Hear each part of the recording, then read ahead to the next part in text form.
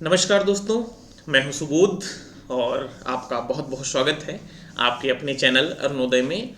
दोस्तों, हम लोग पढ़ रहे हैं हिंदी साहित्य का इतिहास और हिंदी साहित्य के इतिहास में हम लोग पढ़ रहे हैं प्रयोगवादी और नई कविता के कवियों को। तो उसी के क्रम में आज हम लोग फिर से 3 कवियों को पढ़ने वाले हैं, जिनमें से पहले हैं भरत भूषण अग्रवाल, दूसरे हैं प्रभाकर माचवे और तीसरे हैं श्रीकांत वर्मा। तीनों कवि जो है कहीं ना कहीं आपकी परीक्षा के लिए इंपॉर्टेंट है। तो आज हम लोग सबसे पहले बात करेंगे भरत भूषण अग्रवाल की। तो शुरू करते हैं आज की क्लास और पढ़ना शुरू करते हैं भरत भूषण अग्रवाल का। सबसे पहले बात करेंगे कि इनका जन्म कब हुआ। तो भरत भूषण अग्रवाल का जन्म हुआ 1919 में और उस दिन तारीख थी 2 अगस्त की। अगर बात करें कि इनका देहांत कब हुआ, तो इनका देहांत 1975 में हुआ और उस दिन कैलेंडर 23 जून की तरफ इशारा कर रहा था। तो ये बातें हो गई।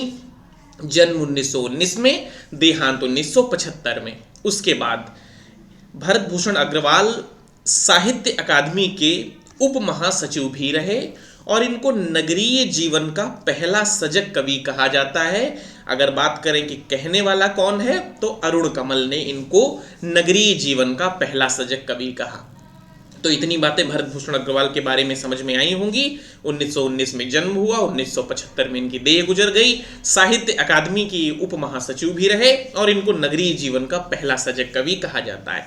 अब बढ़ते हैं क्लास में आगे और अब हम लोग बात करेंगे इनके रचना संसार के बारे में। पढ़ेंगे इनकी रचनाओं को, इनकी गद्य रचनाओं को, इनकी पद्य रचनाओं को। तो सबसे पहले हम देखेंगे इनके काव्य संकलन कौन कौन से हैं। तो इनका जो पहला काव्य संकलन है वो है छवि के बंधन और इसका समय क्या है, 1941 में। फिर 1942 में है जागते रहो, 1947 में है मुक्ति मार्ग, 1958 में है ओ प्रस्तुत मन, बेहद इंपॉर्टेंट इनका काव्य संकलन है। 1963 में है कागज के फूल, 1965 में है अनुपस्थित लोग और 1977 में है एक उठा हुआ हाथ और 1977 में इनका जो है बेहद महत्वपूर्ण जो है काव्य संकलन आता है। नाम क्या है, उतना वह सूरज, और इस पे इनको साहित्य अकादमी पुरस्कार भी दिया गया। और फिर सबसे आखिरी में है 1978 में बहुत बाकी है। तो बात समझ में आई।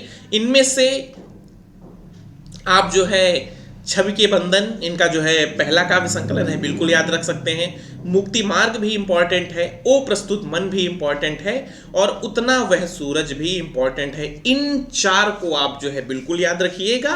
बाकी जो आपके सामने काव्य संकलन है इन पे एक बार जो है अपनी दृष्टि डाल लीजिए ताकि ये आपके जो है अवचेतन मन में जो है सुरक्षित हो सके। बाई चांस प्रश्न आपके सामने आए तो आप कर पाए, लेकिन ये 4 जो है याद रखिएगा। कई बार जो है ये क्रम दे दिए जाते हैं कि इन लोगों के पहले काव्य संकलनों का मिलान कीजिए। तो हर कवि का कम से कम पहला काव्य संकलन आपको याद होना ही चाहिए। ठीक है, तो ये इनके काव्य संकलन हो गए। अब बढ़ते हैं अपनी क्लास में आगे और आगे हम लोग देखेंगे इनकी एकांकी को। तो महाभारत की सांझ इनकी एकांकी है 1981 में और पलायन इनकी एकांकी है 1982 में। तो ये इनकी 2 एकांकियां हो गई। अगर हम बात करें इनके निबंध संग्रह में, तो इनका एक निबंध संग्रह है लीक और अलीक, जो कि इस निबंध संग्रह में ललित निबंध इनके जो हैं। और इनका अगला जो निबंध संग्रह है वो जो है कवि की दृष्टि है। बात समझ में आई। तो 2 निबंध संग्रह हो गए, एक लीक और अलीक हो गया जिसमें ललित निबंध है और एक कवि की दृष्टि हो गया। तो यहां तक समझ में आया। अब हम देख लेते हैं इनका उपन्यास। तो इनका एक ही उपन्यास है लौटी लहरों की बांसुरी। तो ये इनका उपन्यास हो जाएगा।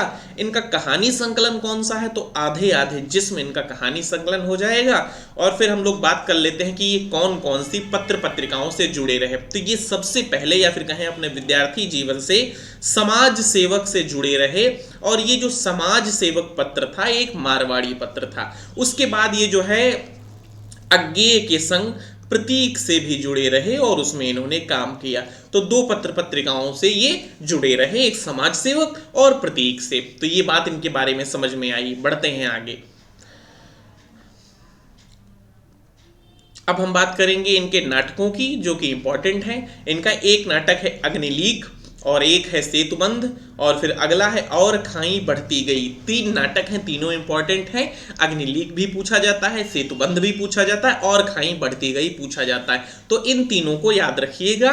इनकी धर्मपत्नी का नाम है बिंदु अग्रवाल और बिंदु अग्रवाल ने इन पे जीवनी लिखी है स्मृति के झरोखे नाम से। तो ये चीज़ तो आपके लिए बहुत ज़्यादा इंपॉर्टेंट हो जाती है, इसको याद रखिएगा कि भरत भूषण अग्रवाल पे जो जीवनी लिखी गई वो स्मृति के झरोखे नाम से लिखी गई और लिखने वाली स्वयं इनकी अर्धांगिनी है। नाम क्या है? बिंदु अग्रवाल। और बिंदु अग्रवाल ने ही भरत भूषण की जो है रचनावली का प्रकाशन करवाया। कितने खंडों में? 4 खंडों में करवाया। तो भरत भूषण अग्रवाल के बारे में जो चीज़ें इंपॉर्टेंट हो सकती थी वो हम लोगों ने पढ़ ली। अब हम बात करेंगे अपने आज के अगले कवि पे, यानी कि प्रभाकर माचवे पे। तो प्रभाकर माचवे के बारे में हम लोग जान लेते हैं। अब हम लोग पढ़ना शुरू करते हैं प्रभाकर माचवे का। तो सबसे पहले देखेंगे कि प्रभाकर माचवे का जन्म कब हुआ। प्रभाकर माचवे का जन्म हुआ 1917 में और तारीख क्या थी? 26 दिसंबर की। और इनकी 17 जून 1991 में देह गुजर गई। बात समझ में आई? अगर बात करें कि जन्म स्थान इनका क्या था तो प्रदेश था मध्य प्रदेश और मध्य प्रदेश के ग्वालियर में जो है इनका जन्म हुआ था। इनमें और मुक्तिबोध में 2 समानताएं बहुत बड़ी हैं। इनमें और मुक्तिबोध में 2 समानताएं कौन कौन सी बड़ी हैं? देखिए, 1917 में इनका जन्म भी हुआ और 1917 में मुक्तिबोध का भी जन्म हुआ। ग्वालियर इनकी भी पैदाइश है, ग्वालियर इनकी भी पैदाइश है और ग्वालियर मुक्तिबोध की भी जो है पैदाइश है। अगर आपसे ये पूछा जाए कि एक कवि और बताइए जो ग्वालियर में जिसका जन्म हुआ हो, सोच के चलिए बताइए। एक आपके पास 10 सेकंड है, 10 सेकंड में आप सोचिए कि एक कवि आप बताइए जिसका ग्वालियर में और जन्म हुआ हो। तो इसका सही जवाब हो जाएगा बिहारी। याद रखिएगा, बिहारी बिहार के नहीं थे। बिहारी कहाँ के थे? ग्वालियर के थे। जन्म ग्वालियर। जानिए, बात समझ में आई? खैर, अब हम बात करेंगे इनके रचना संसार के बारे में। तो सबसे पहले हम लोग देखेंगे इनके काव्य संकलन कौन कौन से हैं।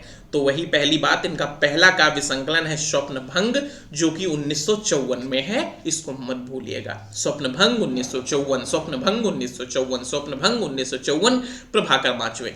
फिर अनुक्षण इनका जो है इंपॉर्टेंट उपन्यास है, 1959 में है। तेल की पकौड़ियाँ 1961 में है। मेपल इनका 1965 में है। 1966 में जहां शब्द है। फिर विश्वकर्मा इनकी ये जो है एक लंबी कविता है। तो इसमें से आपको जो है क्या क्या याद रखना है? सबसे पहला स्वप्नभंग आपको याद रखना है, जो कि 1954 में है। अनुक्षण भी आपको याद रखना है, 1959 में है। और मेपल भी आपको याद रखना है, जो कि 1965 में है। तो ये 3 काव्य संकलन इनके आपको याद रखने हैं। चाहे तो सबको याद रख सकते हैं और चाहे तो छोड़ सकते हैं, ये डिपेंड करता है आपके विवेक पे। फिर देख लेंगे इनके कहानी संग्रह कौन कौन से हैं। तो संगीनों की साया इनका ये कहानी संग्रह है। अगर बात करें इनके निबंध संग्रह कौन कौन से हैं, तो एक इनका निबंध संग्रह खरगोश के सींग, ये इनका निबंध संग्रह कब है? 25 में है। और इनका ये व्यंगात्मक निबंध संग्रह है। बात समझ में आई? खरगोश के सींग और बेरंग 1975 में है। दोनों थोड़े से इंपॉर्टेंट हैं, याद रखिएगा। प्रभाकर माचवे के निबंध संग्रह खरगोश के सींग 1950 और जो है बेरंग 1957। उपन्यास इनके कई सारे हैं। जो प्रमुख कुछ उपन्यास हैं मैंने आपके लिए रखे हैं, जिनमें से परंतु हो गया, 30 40 50 हो गया, दर्द के पैबंद हो गया, एक तारा हो गया, द्वाभा हो गया, आंख मेरी बाकी सब उनका। तो ये इनके उपन्यास हो गए। कौन कौन से? परंतु, 30 40 50, दर्द के पैबंद, एक तारा, द्वाभा, आंख मेरी बाकी सब उनका। तो ये उपन्यास हो गए। अब बात कर लेते हैं इनकी प्रमुख कविताओं के बारे में। अब हम बात करेंगे इनकी प्रमुख कविताओं के बारे में। तो ये इनकी एक प्रमुख कविता है, लेकिन इसके बारे में थोड़ा सा समझ लेते हैं। कविता क्या है? कविता क्या है, इसके बारे में थोड़ा सा समझ लेते हैं। देखो, पहली बात ये, अगर बात करें निबंध किसका है, तो ये निबंध तो हो जाएगा रामचंद्र शुक्ल का। ये निबंध हो जाएगा रामचंद्र शुक्ल का। और ये कविता 2 लोगों की है। एक प्रभाकर माचवे की तोहाई है, एक प्रभाकर माचवे की तोहाई है। दूसरी यही सेम कविता केदार सिंह की भी है। ये बात समझ में आई? कविता क्या है, आपके बारे में क्या याद रखना है? कविता क्या है, इसके बारे में क्या याद रखना है? ये निबंध किसका है? रामचंद्र शुक्ल का। ये तो जग जाहिर बात है, लेकिन इससे संबंधित आपको 2 बातें और याद रखनी है। कविता क्या है? कविता प्रभाकर माचवे की भी है और केदारनाथ सिंह की भी है। केदारनाथ सिंह की कविता शायद आपने सुनी भी होगी कि मैंने रामचंद्र शुक्ल को जब भी सोचा मुझे उनकी मूछें याद आई। ये वाली कविता जो है कविता क्या से ही संबंधित इसकी जो है आखिरी की ये लाइनें हैं।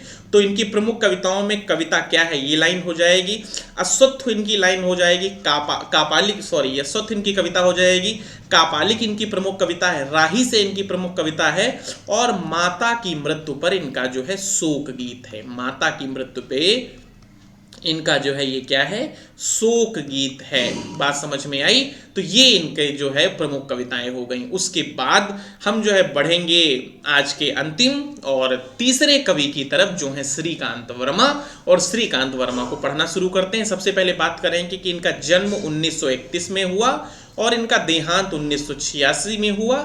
जन्म की तारीख थी 18 सितंबर और देहांत की तारीख थी 25 मई। तो ये दोनों चीजें समझ में आई। जन्म स्थान जो है छत्तीसगढ़ है और छत्तीसगढ़ में जो है बिलासपुर। जन्म कब हुआ? 1931 में। देहांत कब हुआ? 1986 में। जन्म स्थान छत्तीसगढ़ के बिलासपुर में जो है इनका जन्म हुआ। तो ये बात समझ में आई। इनके बचपन का नाम जो था वो बच्चू था और ये जो है राज्यसभा के सांसद भी रहे। लोकसभा राज्यसभा में से राज्यसभा के ये सांसद भी रहे। और जो कांग्रेस में इंदिरा गांधी ने अपनी चौथी, आपने अगर कभी जीएस पढ़ी होगी तो अपने चौथी पंचवर्षीय योजना में जो नारा दिया था गरीबी हटाओ, फिर जिसको बाद में राजीव गांधी ने भी बहुत प्रयोग किया, वो नारा जो है इन्हीं की देन माना जाता है। तो श्रीकांत वर्मा का ये नारा देन माना जाता है, गरीबी हटाओ, और ये कांग्रेस से ही जो है राज्यसभा के सांसद भी थे। तो ये बातें हमारे समझ में आई होंगी। अब बढ़ते हैं आगे हम देखेंगे इनके काव्य संग्रह कौन कौन से हैं। तो इनके काव्य संग्रह हो गए जो है भटका मेघ 1957 में है, माया दर्पण जो है 1967 में है, दिनारंभ जो है 1967 में है, जलसा घर जो है 1973 में है। इनका सबसे इंपॉर्टेंट काव्य संग्रह मगध 1984 में है और इसको 1987 में 1987 में साहित्य अकादमी पुरस्कार भी मिला। लेकिन दुर्भाग्य ये है कि ये पुरस्कार इनको इनके मरणोपरांत मिला, यानी जो है मरने के बाद मिला। तो इसमें से आप जो है कुछ नहीं, खाली जो है मगध याद रखिए, बाकी जो है इनके सारे काव्य संग्रह आप छोड़ सकते हैं, काव्य संग्रह की दृष्टि से इंपॉर्टेंट नहीं है। कहानी पढ़ लेते हैं इनके कहानी संग्रह। कहानी संग्रह में झाड़ी है, संवाद है, दूसरे के पत्र हैं, अर्थी है, ठंड है, बांस है, साथ है। तो ये जो है इनके कहानी संग्रह हो जाएंगे। अब हम बात करेंगे कि इनके उपन्यासों के बारे में। तो इनके उपन्यास जो है दूसरी बार 1968 में है, अश्वत्थ जो है और फिर ब्यूक है। कोई उपन्यास इनका इंपॉर्टेंट नहीं है, चाहे तो छोड़ सकते हैं। पत्र पत्रिकाएं देख लीजिए, दिनमान के ये जो है विशेष संवाददाता थे और जो है कृति पत्रिका में इन्होंने जो है नरेश मेहता के संग मिलकर काम किया था। नरेश मेहता के संग मिलकर इन्होंने जो है काम किया था। इनके जीवन का सबसे इंपॉर्टेंट काम इन्होंने किया और पूरे हिंदी साहित्य पे ये काम इनका एहसान है कि इन्होंने मुक्तिबोध के काव्य संग्रह चांद का मुंह टेढ़ा की कविताओं का संपादन किया था। अगर इन्होंने मुक्तिबोध के जो काव्य है चांद का मुंह टेढ़ा, तो उसका संपादन न किया होता तो मुक्तिबोध का पूरा जीवन निकल जाता, मुक्तिबोध का निधन हो जाता।